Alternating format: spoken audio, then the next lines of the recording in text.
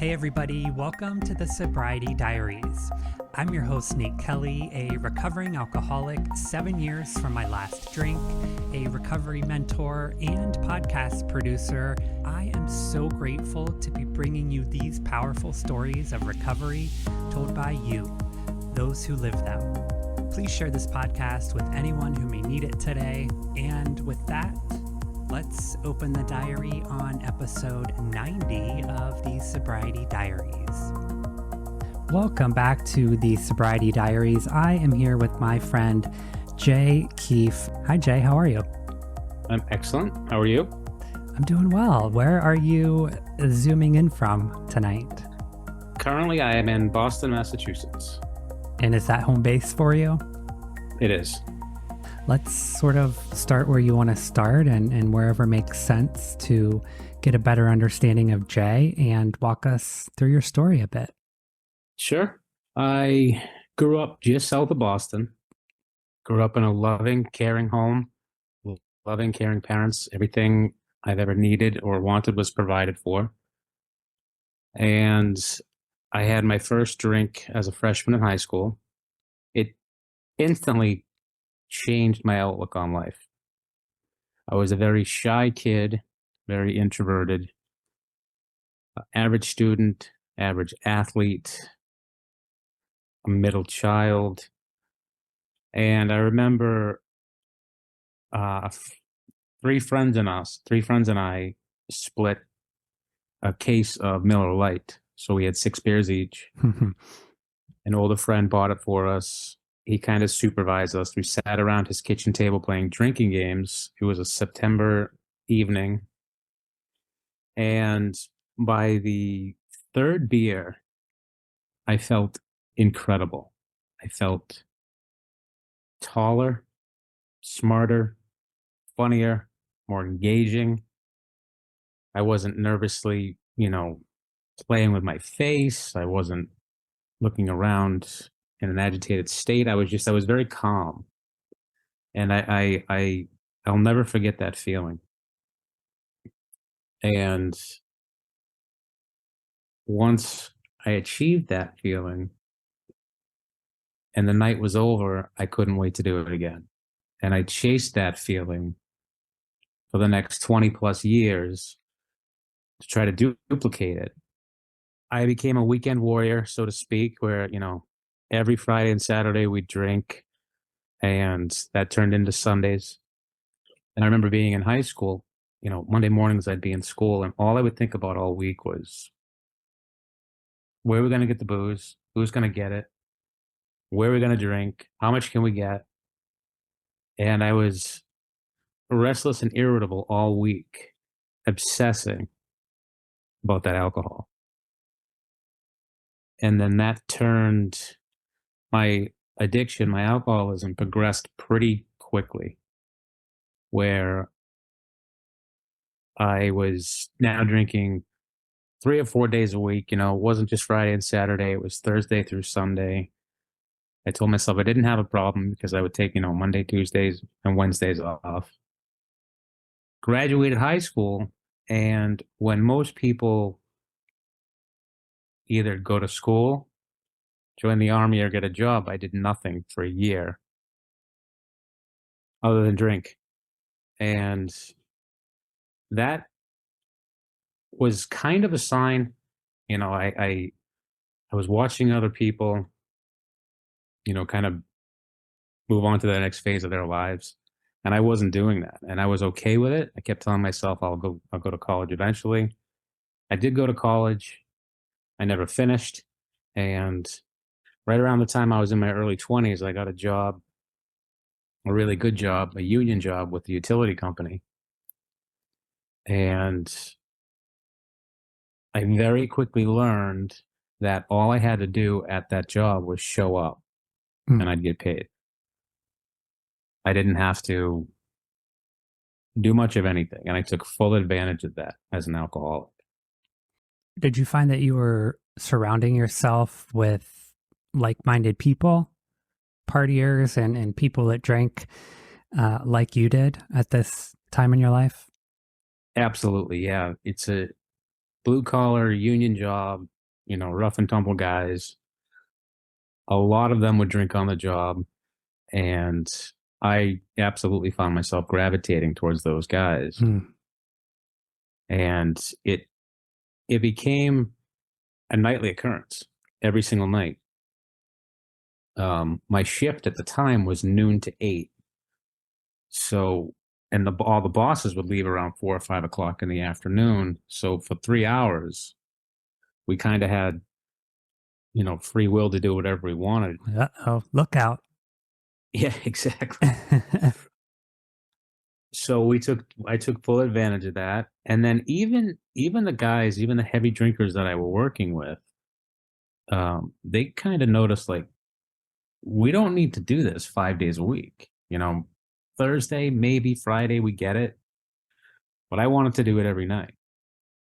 And that's when I really found myself drinking alone as I was working. I would do the job I was supposed to do. And then, at the time, we covered the entire city of Boston and Cambridge. And there's a bar on every corner. So as long as my work truck was parked where it was supposed to be, I'd walk right to a bar and I'd start. And that escalated to the point where I showed up and didn't really do any work. I got suspended several times. I actually lost my job once. They fired me, but I got it back because it's a union job and it's really hard to get fired from. Yeah. And at that point, I had met a woman. We had fallen in love. She was a few years older than me, and she had 3 young kids. And so now, not only am I a budding alcoholic, but I'm a budding alcoholic responsible for 3 children who were 1, 3, and 6 at the time when I met them. And, again, the progression just got worse and worse and worse. And then I started becoming a blackout drinker. I drove drunk all the time. And here's where my story's a little different, not necessarily different, but interesting, whereas nobody ever knew I was drunk. I didn't slur my words. I didn't get violent. I never got into any trouble. I never got a DUI. I never got into fights. I would just become a little bit happier until the point where I blacked out. And when I blacked out, I have no idea what happened. But there are hundreds and hundreds of mornings where I'd wake up, have no idea where I was, have no idea how I got home. And I would literally have to go out to my driveway to make sure, A, my car was there, B, there was no damage to it, and C, that there was no blood on it, that I hadn't hit anybody. Wow.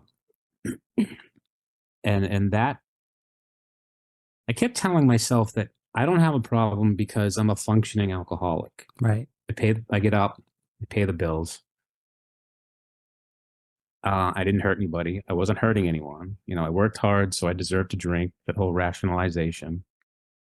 And then I realized that I could stop whenever I wanted. I don't have a problem. I can stop. And I did stop. I stopped all the time. My issue as an alcoholic is I couldn't stay stopped. I would tell myself I'm not going to drink for a week. I'm not going to drink for a month. I'm going to take X, Y, and Z day off. And I did that. What I also realized rather quickly was when I did take days off from drinking, I certainly wasn't living a life of recovery. I was just a dry drunk and irritable and angry and short-tempered because all I was doing was obsessing about drinking again and when I could do it. So it was rationalizing. Let me take a few days off. I'll give my liver a rest. I'll behave. But then, sure enough, it'd be like, all right, it's been long enough. I need to drink again. Was anyone in your life expressing concern at this point? Other than my ex-wife, who I was obviously then married to, my family had no idea. They knew I liked the party. I have a very big family. When we get together, it was usually for, joyous occasions, 4th of July, birthday parties, Christmas, whatever. So it was normal. Right. to drink. And like I said, I never got to the point where I wasn't stumbling. I wasn't falling on things, breaking things. People knew I drank a lot, but they didn't, because I was so good natured, so to speak, they didn't think there was an issue with it. And like I said, because I was going to work, I was paying the bills. It was just almost like a rite of passage and just kind of what you did.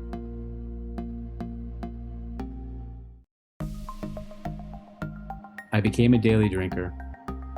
I was a horrible employee. I lost my sense of morals, so to speak. I didn't have any morals. All I cared about, and all I was consumed with, was the thought of drinking more alcohol. And no matter where I was, who I was with, how much I had, I'll never forget this. I was always afraid of running out. I could have cases and cases and bottles and bottles and bottles. Oh, we got to go to the store and get more. We got to go to the store and get more. Same. Like I needed a stockpile in case there was a day or a week that I couldn't get to the store. I couldn't sleep if I knew that I was running low. Same. Yeah. I think that's a common thread with a lot of us. And yeah. Here in Massachusetts, at the time, back when I was in my 20s and early 30s, liquor stores are closed on Sundays. Right. So we would literally have to drive the hour commute to New Hampshire to cross the state line if we wanted alcohol on Sundays. When they passed that law and opened liquor stores in Massachusetts on Sundays, it was like the second coming of Christ. It was such a relief. Hallelujah. Yeah.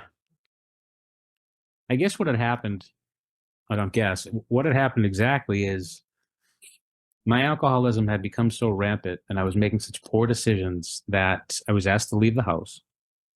So I became separated and I moved in with my brother, and his house was full of other active alcoholics and addicts.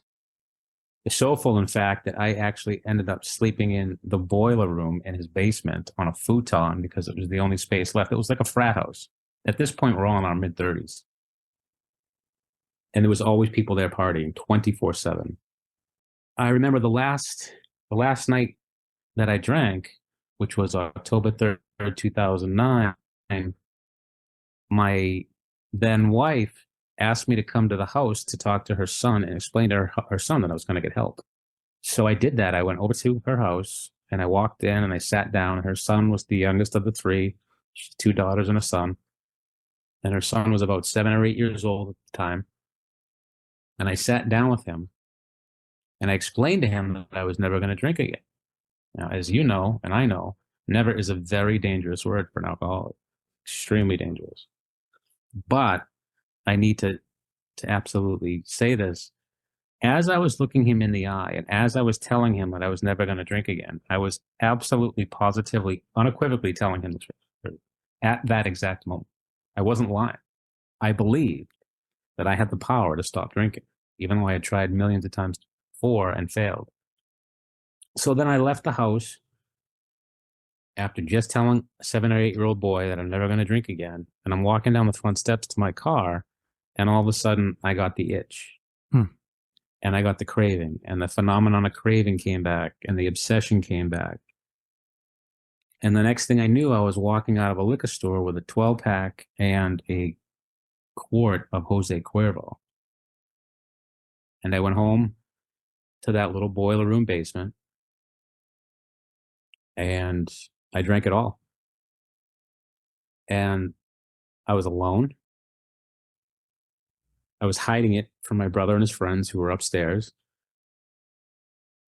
And the last thing I remember before blacking out is I was tilting the end of the bottle of Cuervo. I had it, pouring it down my throat, and I started sobbing like a baby.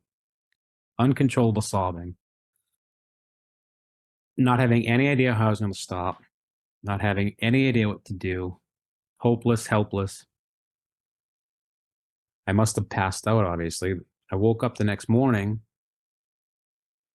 and that sense of dread and anxiety and remorse and guilt was like the weight of the world on my chest. The worst. It was crippling. And I started bawling again, uncontrollably, ugly crying.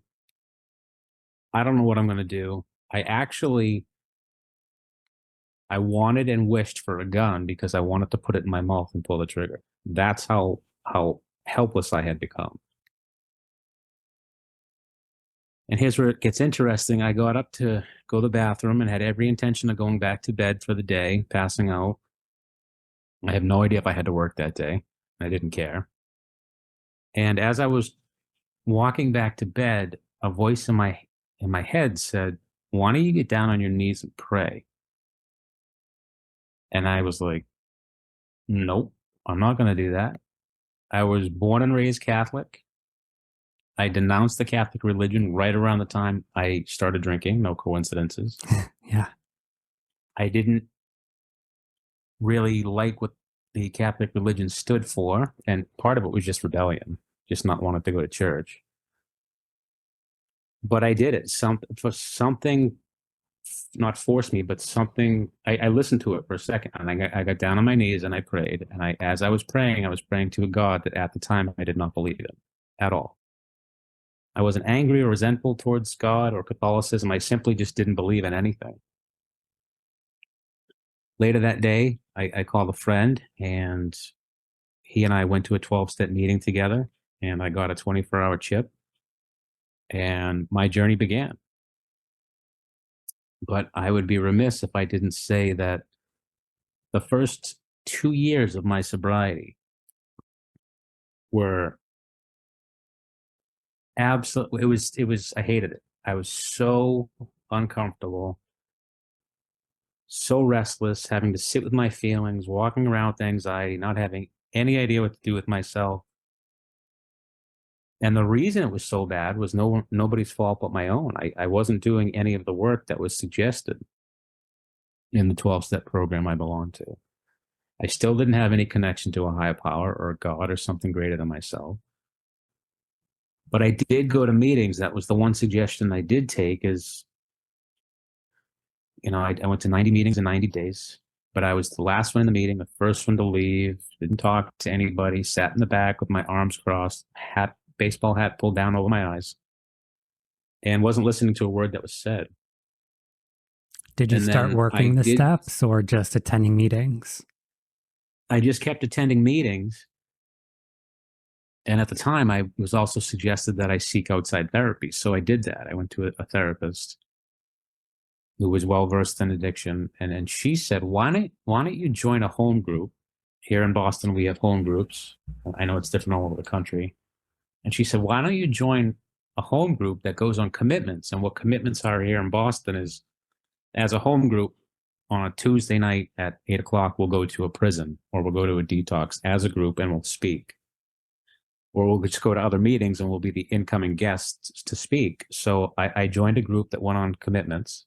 And my group at the time was very active. We went on 4 to 6 commitments a week. So I started going to all of them.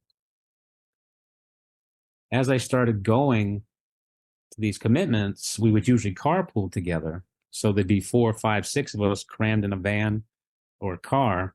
And what I realized is we started having mini meetings on the way to the commitment, and then mini meetings on the way after the commitment.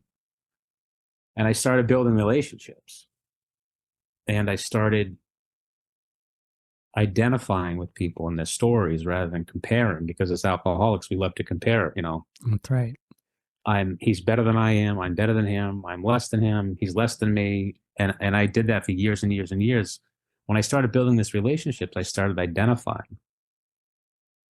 And the common thread with these identifications with these people that I was spending so much time with, whether it was a female, someone who's in their 70s, somebody who had a lot more money than me, somebody who was from a different part of the country, we all had the same feelings as alcoholics and addicts. We all felt that desperation and helplessness when we were using.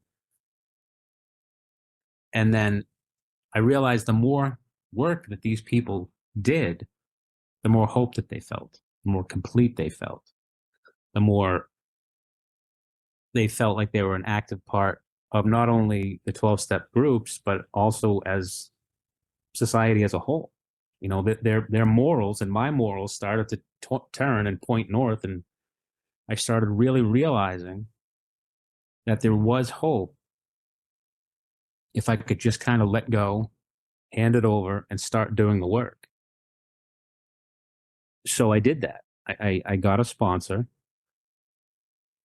and I really, really, really had a hard time with believing in something greater than myself. Rebellion, stubbornness, pigheadedness, arrogance, all of these things were blocking me.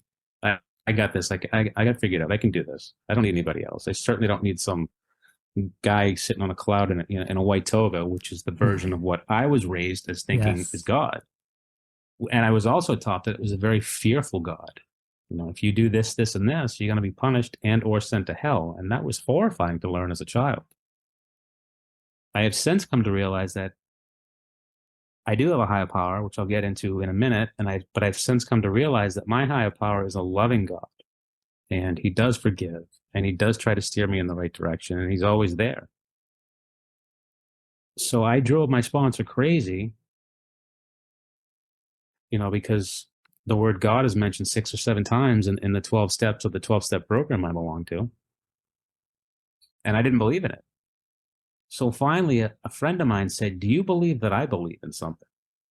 And as arrogant and pig-headed as I was, I said, "Of course I do. It's cool. I'm not that arrogant. Of course I believe you believe something." I have friends who believe in Bigfoot. I don't, whether Bigfoot's real or not, I don't doubt that they believe in it. So I really kind of got my head around that. And I started using the 12-step program as a higher power, because I knew if I went to those meetings for that hour and a half, and was surrounded by these people who were actively doing the work, there was a pretty good chance I wasn't going to drink. And the more I got involved in the steps, the more open my mind became. And then right around the 2-year mark, I had what's known as a spiritual awakening in the 12-step program that kind of rocked my world. I was at a meeting with a girl I was dating, and the meeting was in a church basement, as a lot of them are, and she had her 3-year-old daughter there, and the daughter got super restless, as kids do. So I said, "Well, I'm going to take the daughter for a walk. You stay and enjoy the rest of the meeting." So we walked up the stairs, left the church basement, me and this little 3-year-old girl. So now we're in the lobby of the church, so to speak. And I, just for the heck of it, I tried to open the door to the main part of the church. And the little girl grabbed my hand and she pulled me into the church. And she said, "Isn't this beautiful?" And I said, "Yeah, it absolutely is beautiful." And at that exact moment, I had an overwhelming sense of calm come over me. Something I'd never experienced. Of course, me being me, arrogant, pig-headed, narrow-minded, I tried to shrug it off. I'm like, this isn't happening. This is my imagination. I watch too many movies. I read too many books. This is nothing. This doesn't mean anything. And the feeling persisted. It didn't get stronger. It didn't lessen. And the best way I can describe it, it felt as if I was being embraced in a hug, a very safe, loving hug. And I looked up at the stained glass window, and I knew at that point that my higher power, and I use the word higher power because I still don't like the G word. I don't like the God word. My higher power had been there with me the entire time, and I knew he always would be. And I also knew that my prayer had been answered the day after my first day of sobriety, when I did get on my knees and I did pray to something that I didn't believe in. My prayer was answered. And it was, I love the irony that I was actually in a Catholic church, not believing in religion. And I have a spiritual awakening that opened my world to spirituality. And I have to emphasize that for me personally. Whatever works for anyone else is great, but religion and spirituality are very, very different things for me. That I had a spiritual awakening in that church.